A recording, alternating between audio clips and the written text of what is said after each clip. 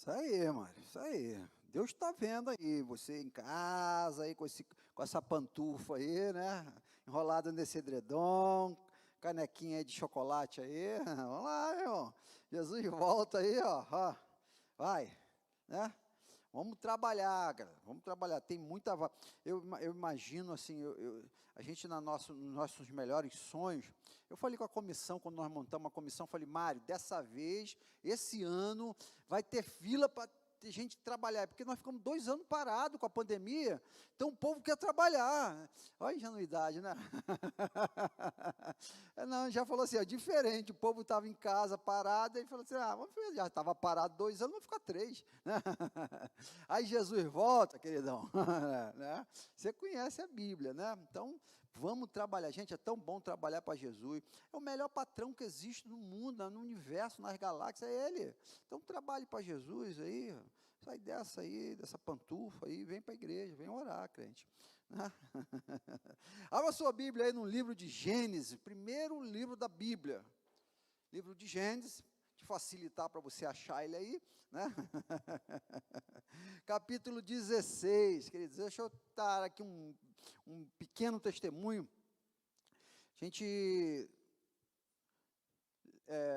Eu li mês passado um livro chamado Mentores segundo o Coração de Deus. Eu recomendo a você que está em casa, vocês estão aqui, leiam este livro, é do N. Cordeiro, é um livro fantástico, Mentores segundo o Coração de Deus. É a ideia de você ter alguém te mentoreando, alguém acima de você, mais velho, mais experiente, que vai te dar um mapa da mina diante de dificuldades da vida. Você chega, é como se tivesse um pai espiritual, você, pai, poxa, eu estou com uma situação assim, dá para o senhor me dar uma dica? O mentor, ele funciona nesse sentido, o mentor espiritual. E o N. Cordeiro, ele traz nesse livro que os nossos maiores mentores estão na Bíblia. Então, a Bíblia serve como como uma mentoria. Todo cristão que está passando, por exemplo, está com problema no casamento, vai lá ver como é que Davi se arrumou lá na questão do casamento. Está com problema de relacionamento, vai ver como é que Jonatas e Davi se resolveram. Então, você vai procurar nos mentores, homens e mulheres. O N. Cordeiro, ele fala que nós temos cerca de 400 personagens na Bíblia que pode nos mentorear a qualquer momento. Está passando por alguma dificuldade, falta de sabedoria? Procura o mentor Salomão. Salomão vai te dar uma mentoria ali de sabedoria em Provérbios, que você vai sair de lá assim, com muito conhecimento. E esse texto que nós vamos refletir nessa noite, foi com base na mentoria que eu recebi de Agar. Agar, a esposa de Abraão, a esposa, como é que eu vou dizer? A concubina, obrigado, de Abraão, né? Ele me mentoreou durante esse período que foi semana retrasada, que eu li sobre ela aqui em Gênesis capítulo 16, e ela traz aqui uma informação fantástica que eu queria pensar com vocês hoje nessa noite. Vamos ler Gênesis capítulo 16, a partir do versículo 1, que diz assim: Ora, Sarai, mulher de Abrão, não lhe dava filhos. Tendo, porém, uma serva egípcia, por nome Agar, disse Sarai a Abrão: Eis que o Senhor me tem impedido de dar luz a filhos. Toma, pois, a minha serva, e assim me edificarei com filhos por meio dela. E Abrão anuiu ao conselho de Sarai. Então Sarai, mulher de Abrão, tomou Agar, a egípcia, sua serva, e deu-lhe por mulher a Abrão, seu marido. Depois de ter habitado com ele 10 anos na terra de Canaã, ele a possuiu e ela concebeu. Vendo ela que havia concebido, foi a sua senhora por ela desprezada.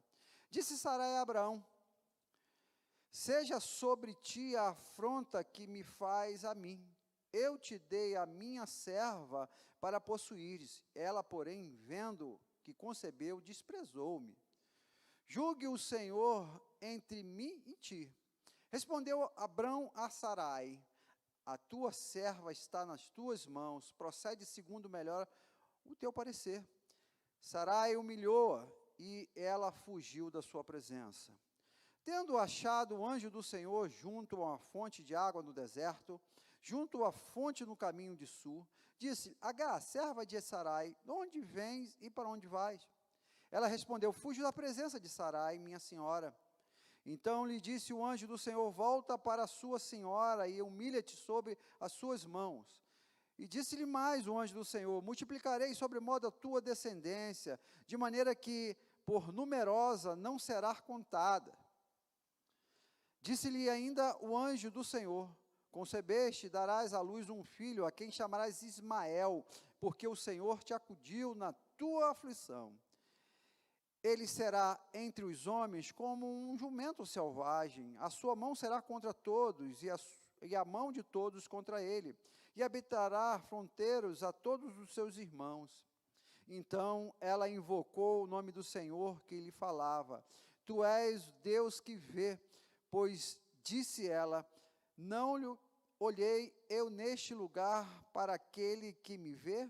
Por isso aquele poço se chama Ben-Lahai-Roi, está entre Cádiz e Bered. Feche seus olhos, vamos orar. Pai, nós te pedimos em nome de Jesus, que o Senhor nos dê, ó Deus, entendimento da Tua palavra, ó Deus, que o Senhor traga ao nosso coração, ó Deus, a aplicação que o Teu Espírito, ó Deus, tem para cada um de nós aqui, ó Deus.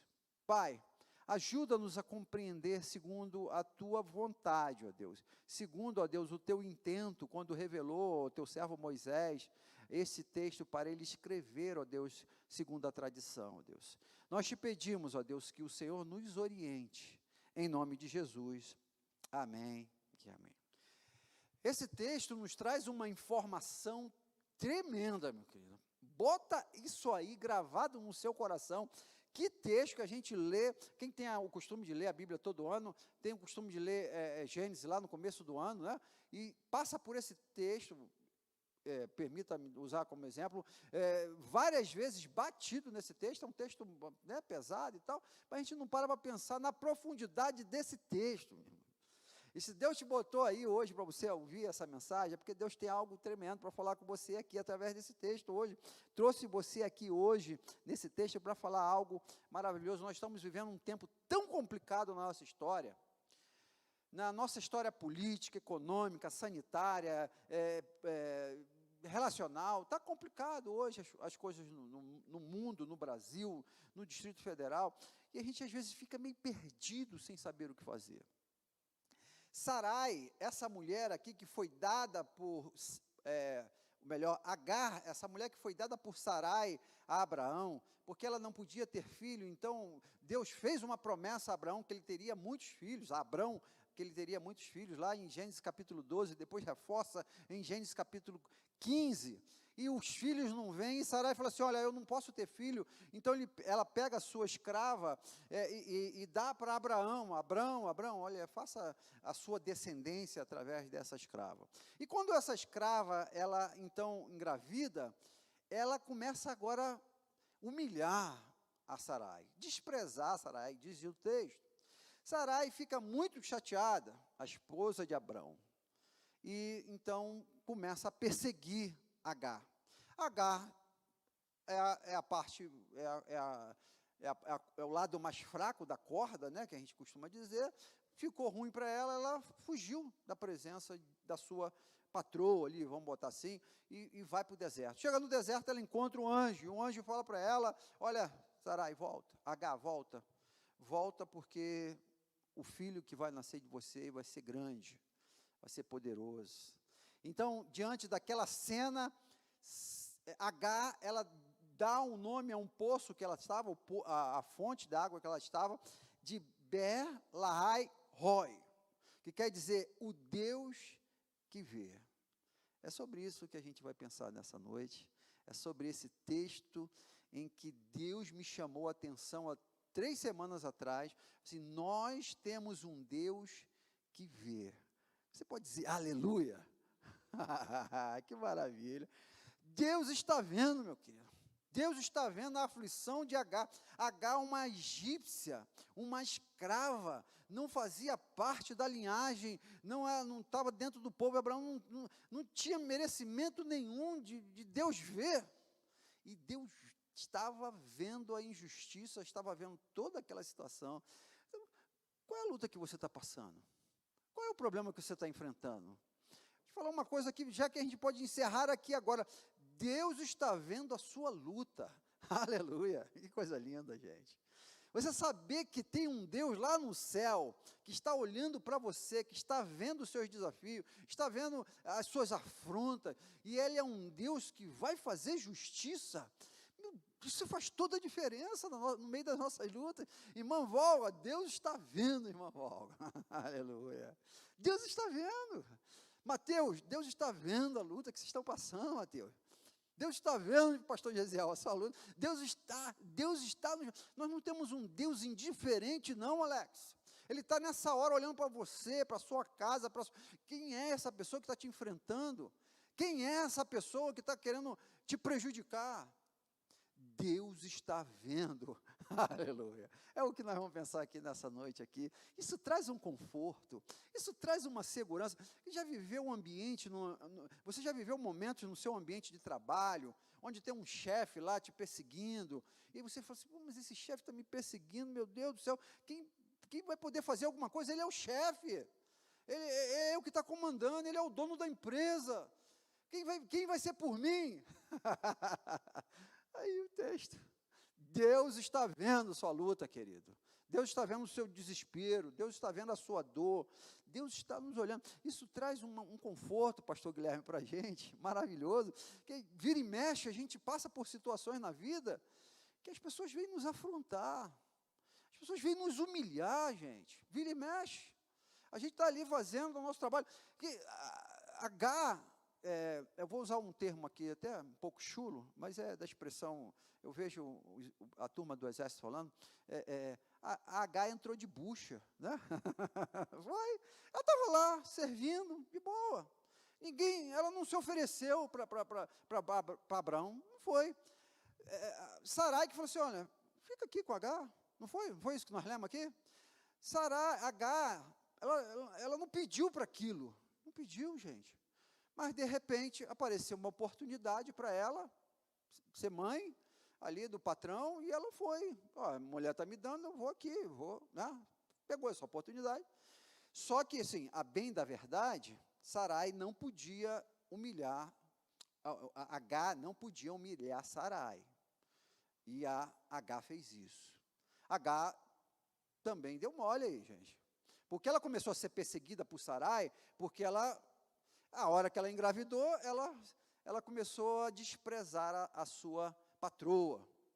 Então, H, ela também tem um pouquinho de culpa aí. É quando a gente diz assim, quando um não quer, dois não brigam. Geralmente, queridos, a confusão, ela está envolvida entre duas pessoas, no mínimo. Tem os dois lados da história. Ninguém é inocente quando tem uma confusão. Por mais que você fale assim, mas poxa, eu estava aqui tranquilo, né, fazendo meu serviço, alguma coisa você fez, cara. Ou você não fez o que tinha que fazer. Foi o caso de Sarai, H, ela passa por toda essa situação, mas ela tem ali um pouquinho de...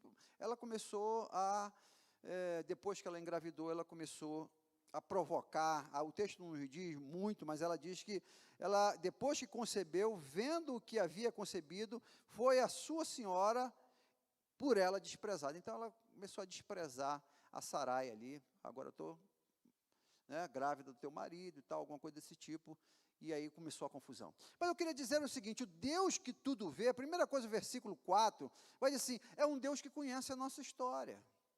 Ele está vendo, ele sabe o que a gente está passando. É um Deus que sabe quais são os problemas em que nós estamos vivendo. Existe, gente, confusões que elas entram na nossa vida, algumas, que elas não pedem licença, elas vêm e entram, e quando você vê, o barraco está arrumado, a confusão está estabelecida. Foi o que aconteceu no caso de H entrou ali e e acabou se envolvendo nessa grande confusão. Mas eu queria deixar esse primeiro conceito aqui com você, você que está em casa, você que está aqui hoje, nessa noite, que nós temos um Deus que vê, que conhece a nossa história. Deus estava vendo toda aquela situação ali, e Ele deixou muito claro que Ele estava vendo, que foi essa a sentença que Agar deixa lá o nome daquele poço. A gente vai ver isso por toda a Bíblia, por todas as Escrituras. Por exemplo, Êxodo 3, no comecinho do capítulo 3 de Êxodo, Deus se mostra para Moisés, lá na sarça que ardia, né? Vocês conhecem bem a história. E no versículo 7 diz assim: certamente vi a aflição do meu povo, que está no Egito, ouvi o seu clamor, e por causa dos seus exaustores, conheço-lhe o sofrimento. Então, Deus estava vendo o sofrimento que o povo estava passando lá no Egito, na mão de Faraó. Salmo 33, versos 13 e 14, diz: o Senhor olha desde os céus e está vendo a todos os filhos dos homens, do lugar da sua morada, observa todos os moradores da terra. Então, sim, Deus está vendo, Deus está ciente, Deus está com seus olhos atentos para as nossas lutas. O Salmo 139 é o clássico, é o mais conhecido quando nós falamos sobre a onisciência de Deus. Tu, Senhor, me sondas e me conheces, sabe quando me assento e quando me levanto. De longe penetras os meus pensamentos, esquadria o meu andar e o meu deitar, e conhece todos os meus caminhos. Nada passa oculto aos olhos de Deus. Isso aqui, nesse primeiro pensamento, nós podemos perceber o seguinte: houve um erro na vida de Agar. Ela provocou a sua patroa, vamos dizer assim, mas também quem tinha força para decidir, para fazer o que fez de uma forma opressiva e humilhante, foi Sara. Sara revidou e revidou com força ao ponto dela não aguentar e fugir para o deserto. A segunda coisa que nós vamos ver é que Deus, que prova, quando esse Deus vê, verso 7 diz: e tendo achado o anjo do Senhor junto a uma fonte de água no deserto, junto à fonte do caminho de sul. Eu queria pensar com você nesse verso 7 aqui, que nós temos um Deus que vê, e um Deus que, ao ver as nossas dificuldades, Ele toma a iniciativa. Não é um Deus indiferente. Ele viu que a Agar estava sofrendo, que fora humilhada e fugira da sua patroa, Ele vai atrás de Agar. É um Deus que toma a iniciativa, é um Deus que vai até onde nós estamos passando a nossa dificuldade. A Bíblia vai mostrar isso de uma forma muito clara, porque se Deus não agisse, nesse caso aqui, muito provavelmente Agar morreria no deserto, e Ismael também morreria no deserto, porque Agar toma uma atitude segundo aquilo que ela acha que seria melhor para ela. Ela foge. Se Deus não viesse, tomasse uma iniciativa de nos proteger, certamente, milhões de vezes na nossa vida, nós faríamos coisas erradas e quebraríamos a cara. Mas esse Deus que toma a iniciativa, que vai atrás do deserto, que vai atrás do nosso sofrimento, vai atrás onde nós estamos, e se coloca, é esse Deus que está vindo. Agora, para pensar aí, você que está em casa, vocês estão aqui, quantas vezes Deus se colocou à frente de você, ou foi atrás de você, quando você estava prestes a tomar uma decisão, e Ele foi lá e te revelou de alguma forma, usou uma mensagem no pastor, ou tocou no seu coração, ou você, de alguma forma, esse anjo foi atrás de você, falou para você, e você mudou o seu pensamento e a sua atitude. Quantas vezes nós vamos ver Deus fazendo isso através da nossa caminhada, que Ele toma a iniciativa e muda a nossa trajetória. Foi isso que Ele fez aqui. É isso que Jesus vai nos mostrar em João 15, 16, que diz: não foste vós que escolheste a mim, pelo contrário, eu vos escolhi a vós outros e vos designei para que vades deste fruto, e o vosso fruto permaneça, a fim de tudo quanto pedires o Pai em meu nome, ele vos conceda. Jesus está dizendo assim, olha, é Deus que toma a iniciativa para nos chamar, é Deus que tomou a iniciativa para salvar homens na Bíblia, mulheres na Bíblia, por exemplo, como Agar, como Moisés. Nós lemos agora o texto de Êxodo capítulo 3, mas nós lemos agora há pouco tempo Deus falando sobre, na vida de Jonas, que Deus tomou a iniciativa e foi lá, trabalhou na vida de Jonas. Nós podemos ver isso na vida de Paulo. Deus, de uma certa forma, Paulo, ele cai ali, né, em si, cai do cavalo, fica cego, a ação de Deus tomando a iniciativa na vida de Paulo, e tantos outros homens na Bíblia, como eu e como você. Queria deixar aqui uma recomendação à luz do texto bíblico, e se os irmãos me permitem, também à luz da psicologia, é uma ciência que a gente trabalha e tem trabalhado há algum tempo.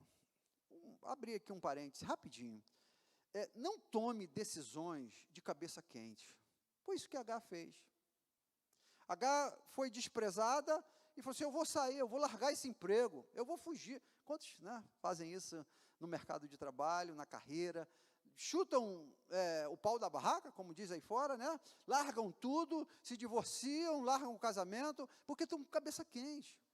Não tome decisões permanentes, principalmente decisões permanentes que vão influenciar a sua vida, de cabeça quente. Não faça isso. Foi isso que Agar fez.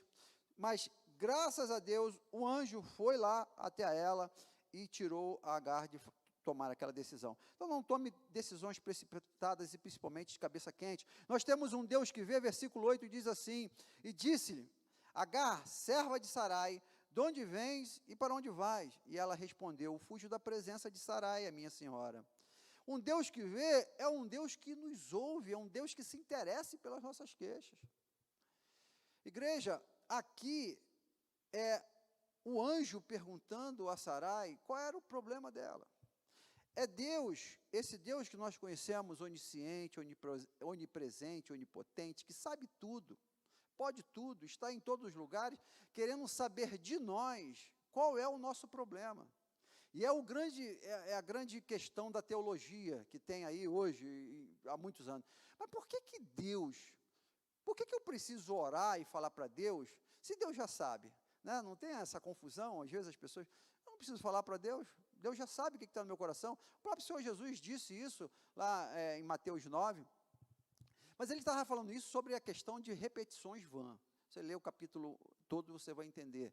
Tanto é porque ele vai dizer lá em Lucas 18, que a viúva falava várias vezes para o juiz, ali insistindo, resolve minha causa, resolve minha causa. Então nós vamos ver à luz desse texto, que Deus quer ouvir de nós, da nossa boca, qual é o nosso problema, mesmo Ele sabendo. Por que isso, cara? Para demonstrar a nossa dependência dEle, para demonstrar em nós, e para nós mesmo, não é para Ele não, Ele já sabe, que nós precisamos abrir o nosso peito, o nosso coração, e colocar nele a nossa confiança. Quando nós falamos para Deus, nós estamos falando assim, Deus, eu dependo do Senhor, eu preciso do Senhor, por isso que é tão importante a oração, por isso que é tão importante você estar num culto de oração, por isso que é tão importante você buscar a Deus todos os dias, com perseverança, com determinação, orar mesmo todos os dias na sua vida. Tiago, ele vai dizer lá no Tiago, capítulo 4, versículo 2, cobiçais e nada tendes, matais e invejais e nada podeis obter, viveis a lutar e em guerra, nada tendes, porque não pedis. Pedir a Deus. Foi isso que Agar fez. O anjo falou assim, Agar, qual é o seu problema? E Agar falou, olha, eu não estou aguentando essa situação, eu vou pedir demissão dessa empresa, eu vou desistir do meu casamento, eu vou trancar essa faculdade. Foi isso que Agar falou para Deus. E olha, esse Deus, essa terceira coisa que a gente vai ver nesse texto, é um Deus que vê e é um Deus que ouve. Ele quer te ouvir, Ele quer saber o que está saindo da sua boca, Ele quer parar e escutar aquilo que você tem para dizer. Calvino, ele diz lá na sua obra, 3 explicações de por que nós devemos falar para Deus aquilo que Ele já sabe. Primeira coisa, para mantermos o nosso coração ardente, conversar com Deus, mostrar para Ele a nossa dependência, a nossa humilhação diante dEle. Calvino diz, olha, mostre para Deus aquilo que mesmo ele sabe, para o seu coração continuar ardente. Segunda coisa, é para nós mantermos longe da nossa cabeça os pensamentos pecaminosos, porque você não vai falar para Deus coisas ruins, você vai buscar diante de Deus santidade, você vai buscar diante de Deus amor, justiça. Então, enquanto você está falando com Deus, você está falando coisas boas. Então, manter os seus pensamentos pecaminosos longe de você. E a terceira coisa é para você cultivar uma vida grata, porque quando você fala para Deus, você pede a Deus alguma coisa, e Ele te dá, a gratidão brota no seu coração. E quando você não pede a Deus, mesmo que você consiga através do seu braço, da sua inteligência, do seu dinheiro, seja lá o que for, e a coisa vem, é mais difícil você agradecer a Deus, porque você vai imaginar que você conseguiu comprar, você conseguiu correr atrás, foi você. E quando você pede a Deus, fala, Deus, eu preciso que o Senhor resolva o problema no meu trabalho, eu preciso que o Senhor resolva o problema na minha casa, e Deus resolve, você desenvolve esse coração grato. Nós vimos aqui pela manhã, e vamos discutir no nosso pequeno grupo aí durante essa semana, que Jesus nos ensinou essa oração, uma oração humilde, sincera e perseverante lá no Getsemane. Jesus ficou orando lá, orou por 3 vezes diante do Pai, Pai, se for possível, passe de mim esse cálice. Então, é a importância da oração, fica claro de que esse Deus que vê é o Deus que nos ouve. Gente, isso é maravilhoso, gente. Nós estamos falando com o Criador do universo que nos ouve. Ao ponto de, o nome que Deus deu o nome do filho de Agar, que foi Ismael, e o nome de Ismael quer dizer, o Senhor me ouviu. Olha que coisa legal. O Deus que ouve, o Deus que vê, é o Deus que ouve, gente. Então fale com Deus qual é o seu problema. Quem está te afligindo, quem está te afrontando, fale, abre sua boca, diga para Deus qual é o seu problema. É fundamental de que esse Deus que te vê, seja esse mesmo Deus que te ouve. Caminhando aí para o nosso desfecho aí da nossa reflexão nessa noite, versículo 9, diz assim, então lhes disse o anjo do Senhor, volta para tua senhora e humilha-te sob as suas mãos. Um Deus que vê, um Deus que conhece, um Deus que ouve, é um Deus que responde. Aleluia, coisa linda, gente. É um Deus mudo, é um Deus que fala, é um Deus que orienta. Nós servimos esse Deus que nos vê, que ouve a nossa dor, a nossa crítica, e é um Deus que fala conosco, é um Deus que nos orienta. Deus fala assim, olha, volta para tua senhora. Certamente aqui, pela cabeça de Sarai, seria a última, Sarai não, de Agar, seria o último lugar que ela queria estar, ela está com a senhora dela. E ainda mais, voltar para a senhora dela e para ser humilhada. Olha que coisa. Isso nos mostra que esse Deus que nos vê, esse Deus que nos ouve, esse Deus que fala com a gente, preste atenção nisso. Nem sempre aquilo que Deus vai falar com a gente é aquilo que a gente quer ouvir. E aqui o grande desafio de maioria de nós, é que a gente quer ouvir aquilo que Deus quer, a gente quer ouvir de Deus aquilo que a gente quer ouvir dele, pronto. A gente não quer ouvir aquilo que Deus quer falar.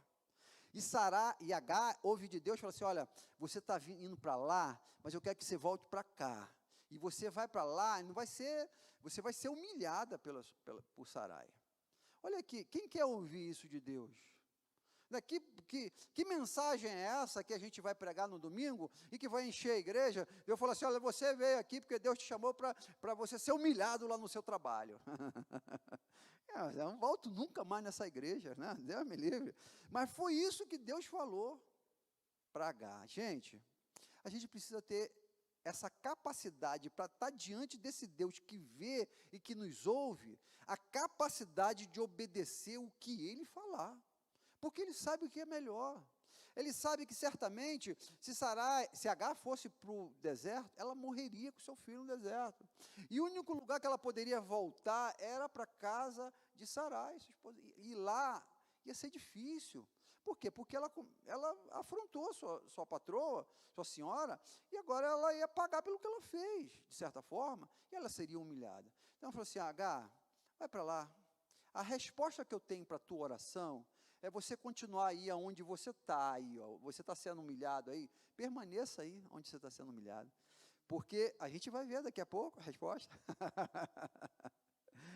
Coisa linda esse texto, gente. Alex, porque a primeira coisa que vem na nossa cabeça quando a coisa fica feia é sair, é fugir, é natural do ser humano, a fuga, ou você foge ou você enfrenta, ou luta ou fuga, mas a maioria dos seres humanos, ou boa parte de nós, a gente, quando a coisa está muito ruim, ainda mais quando nós somos a parte menor do caso, ao lado da corda que arrebenta, mais fraca, a melhor coisa é lutar, porque a gente é fraco, a gente é empregado, a gente não tem dinheiro, quem tem dinheiro era Sarai. Mas Deus fala assim, olha, volta para lá.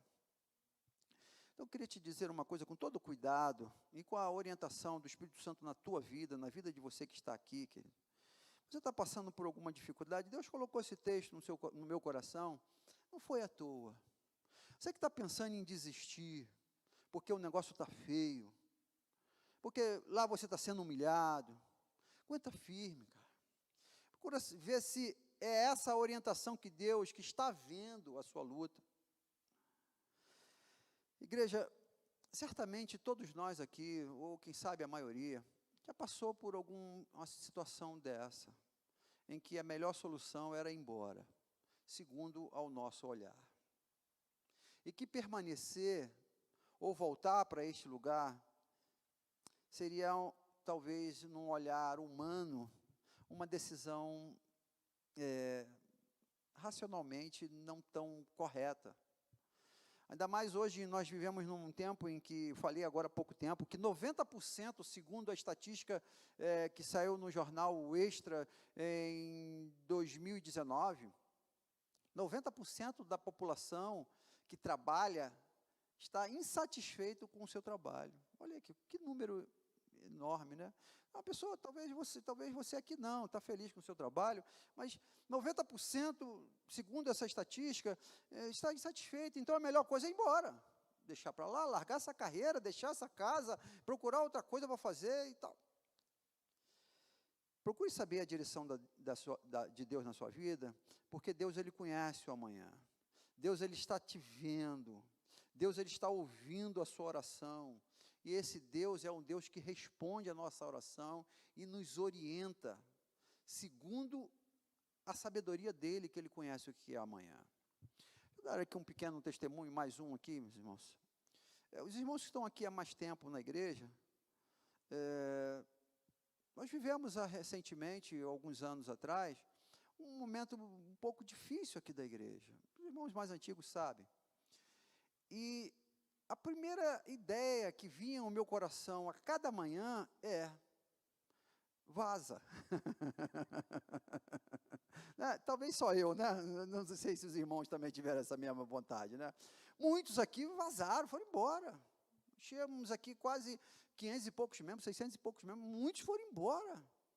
Né? Mas era uma situação que Deus precisava da gente aqui. Dos que ficaram aí, e oraram, e a igreja está aí até hoje. Deus seja lá. Imagina se todo mundo, quando se depara com uma situação, não, eu vou me embora dessa igreja, eu vou me embora desse casamento, eu vou me embora desse emprego, eu vou fugir. Não é fugir. Deus não manda você fugir, você manda se enfrentar. E foi isso que Deus mandou Agar. Enfrentar aqui no sentido assim, enfrentar a sua luta, porque ela não foi lá para brigar com o Sarai, muito pelo contrário, ela foi lá para ser humilhada nas mãos, que diz o texto, volta para a sua senhora e humilha-te sobre as suas mãos. Então, existem alguns momentos na nossa vida, queridos, que nós vamos ser humilhados, alguns momentos na nossa vida que nós temos que nos rebaixar, baixar a voz, baixar a cabeça, nos submeter a algumas coisas, porque Deus tem algo lá na frente para a sua vida. E foi isso que é aqui que nós queremos, que eu quero encerrar aqui com você a nossa reflexão. Porque a partir do versículo 10 e 12, diz assim, disse-lhe mais o anjo do Senhor, multiplicarei sobremodo a tua descendência. Ela tinha um filho só, Ismael ali, que estava pronto para morrer no deserto. Você vai ver que depois lá no capítulo 21, tem essa mesma guerra, a mesma complicação, né, e estava pronto a morrer. Ismael no deserto. E ele diz, olha, multiplicarei de sobremodo a tua descendência, de maneira que, por numerosa, não será contada, não vai dar para contar a descendência de Ismael. E hoje nós sabemos, né? Você sabe aí, você é um aluno da Escola Bíblica Dominical, a descendência de Ismael, o povo árabe. O povo árabe, meus irmãos, hoje, um dos povos mais prósperos que tem por aí, né? Os árabes estão mandando, eu estou doido aí para um árabe desse comprar o meu Vasco, cara. Aqueles caras com aquele lencinho na cabeça lá, cheio dos milhão, amigo. Vai comprar o Vascão, aí você vai ver, eu estou com o Flamengo, o que vai dar para você. Eu estou brincando aqui, mas vocês sabem como essa turma lá prosperou, cara. Prosperou.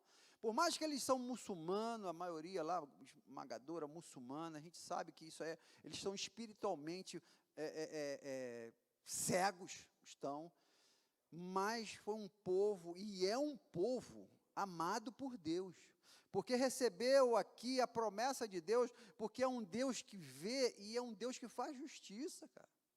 Deus não é um Deus injusto. Deus fez justiça à vida de Ismael. Deus fez justiça na vida de um filho de uma escrava. Então, pare para pensar, à luz de tudo isso que nós vimos e refletimos aqui hoje. Nós temos um Deus que vê e que é um Deus justo. Justo. Então, isso aqui nos consola demais, diante de toda essa problemática que nós estamos vendo no Brasil. Toda. Irmão, não se preocupa não. Às vezes a gente fica assim, mas é fulano contra ciclano, é PT contra não sei quem, é Bolsonaro, é Lula. Não se preocupa, nós temos um Deus que vê, cara. Aleluia. Nós temos um Deus que fará justiça. A gente precisa crer nessa soberania de Deus. Olha, quem está errado, quem está roubando, Deus está vendo, meu querido. Se não for aqui nessa vida aqui, meu irmão, você pode ter certeza que vai queimar no inferno, cara. Vai. Eu vou roubar aqui, não sei o quê, eu vou roubar. Não se preocupa não, Deus está vendo, cara. Às vezes a gente fica chateado com algumas situações que acontecem na nossa vida. Deus, será que o Senhor não está vendo? Está vendo. Não se preocupa. Deus está vendo e Ele tem promessas maravilhosas na vida do seu povo, como Ele teve aqui na vida de Ismael, que hoje, à luz nossa cristã judaica, a gente podia falar assim, mas Ismael, ele foi para uma outra banda, agora o Ismael está servindo outro Deus, lá, e desviou e tal, vamos, que esse povo se lasque, quebre todo, quebre a cara, mas eles estão debaixo de uma promessa que Deus falou, olha, será numerosa essa nação. Sabe quanto hoje nós temos, sabe quanto hoje tem, eu peguei um dado na internet, o povo árabe é constituído de 22 países e territórios, com uma população com mais de 360 milhões de pessoas, povo árabe. E eles são fortes, vocês sabem disso. Espiritualmente cegos, mas são fortes. E é um povo, gente, que a gente precisa ter muito cuidado, porque a gente olha lá para os muçulmanos, a gente olha para o povo árabe, às vezes a gente cria um preconceito, uma raiva e tal. É um povo que é amado por Deus, como o teu vizinho que mora do lado da tua casa. É amado por Deus. E que nós, quando fazemos missões, precisamos investir em missões cada vez mais, para que esse povo, que é o Ismael, seja alcançado por Deus, porque é um povo que foi amado por Deus e abençoado por Deus, e que cresceu. Quem botou esse nome Ismael foi Deus, o anjo deu esse nome Ismael. Então, para a gente ter um olhar, só abrindo esse parênteses aqui, nós precisamos orar pelos árabes, precisamos investir na obra missionária, porque é um povo que foi amado por Deus, é um filho de Abraão, não é o filho da promessa, mas é um filho de Abraão, que deve ser alcançado por meio da nossa oração, por meio da nossa oferta, por meio de missões. O Deus que vê é o Deus que conhece a nossa história, é o Deus que toma a iniciativa e vai ao nosso encontro, é o Deus que nos ouve, é o Deus que nos responde e nos orienta, e é o Deus que age e que faz justiça em nome de Jesus. Amém? Amém. Então, queridos, com essa palavra no seu coração, estamos encerrando a nossa reflexão dessa noite, colocando diante de Deus os desafios que nós passamos, as lutas, seja lá o que estiver te afrontando e te desafiando, saiba que temos um Deus no céu, que no fim Ele fará justiça, no fim Ele vai se levantar, e no fim, aqueles que estão te afrontando, te humilhando, eles vão pagar. A Bíblia mostra isso de Gênesis a Apocalipse. Então, descanse, fique tranquilo, Deus está vendo a sua luta. Amém, irmão? Vamos orar, você pode ficar de pé. Ah, sim, gente, olha, domingo, nós temos o café da manhã aí da Páscoa, culto da ressurreição, vai ser 8 horas da manhã, vai passar no nosso grupo aí do WhatsApp, a listagem, né, você vai colocar lá o que você vai trazer, porque é um café da manhã, você que é novo aqui, a gente traz o pão, o outro traz o queijo, e a gente faz um café da manhã lá atrás, que é o culto da ressurreição, é um café da manhã da ressurreição, e logo depois nós viemos aqui para o templo, para fazer o nosso culto às 9 horas, e depois a escola bíblica, tudo normal. Mas 8 horas da manhã, o nosso café da manhã aqui do culto da ressurreição. Então venha, traga a sua família. Vai ser às 9, vai ser igual nós fizemos ano passado. A gente tinha o costume de fazer bem cedo, né, 6, 7 horas da manhã, e aí por conta da pandemia, a gente acabou botando mais para tarde, e a turma gostou aí do horário, e aí a gente vai continuar nesse horário aí. Vamos ver ano que vem como é que vai ser. Então, 8 horas da manhã é o nosso café e 9 horas é o culto normalmente. Mais algum aviso? Não, só isso, né? Vamos orar. Pai, obrigado, ó Deus, pela Tua palavra, ó Deus. Obrigado, ó Pai, porque a Tua palavra foi clara aqui, ó Deus. Nós vimos de uma forma incisiva, ó Deus, que o Senhor está no Teu alto e sublime trono, ó Deus, percebendo, ó Deus, olhando, ó Deus, nos escutando, falando conosco, ó Deus, nos dando orientação, ó Deus, e fazendo justiça, ó Deus, ainda hoje, ó Pai. Obrigado, ó Deus, porque o Senhor não é um Deus que está longe, indiferente, nos deixando ao léu. O Senhor comanda a nossa história. O Senhor, Pai, se preocupa com seus filhos. Assim como o Senhor foi com Agar e Ismael, lá há tantos anos atrás, o Senhor é ainda assim hoje com os teus filhos, ó Deus. Pai, abençoa o teu filho, a tua filha que está em casa, que não pôde vir por algum motivo. Abençoa, ó Deus, esses que estão aqui, ó Deus, que buscaram, ó Deus, quiseram vir buscar a tua presença na tua casa, ó Deus. Se há alguém aqui, ó Deus, passando por dificuldades, luta, ó Deus, que esta palavra, ó Deus, encontre, ó Deus, abrigo no coração, e por meio da fé, ó Deus, nós possamos, ó Deus, ter uma noite mais tranquila, um sono reparador, crendo, ó Deus, que o Senhor fará justiça, ó Deus. Nós te pedimos, ó Pai, em nome de Jesus, amém. Que o amor de Deus Pai, que a graça salvadora de Jesus Cristo, Filho, que a comunhão e as consolações do Espírito Santo de Deus, o nosso doce e eterno Consolador, seja com esta igreja, e com todo o povo de Deus espalhado em toda a face da terra, agora e pelos séculos dos séculos. Amém e amém. Uma ótima noite e até domingo, se Deus quiser.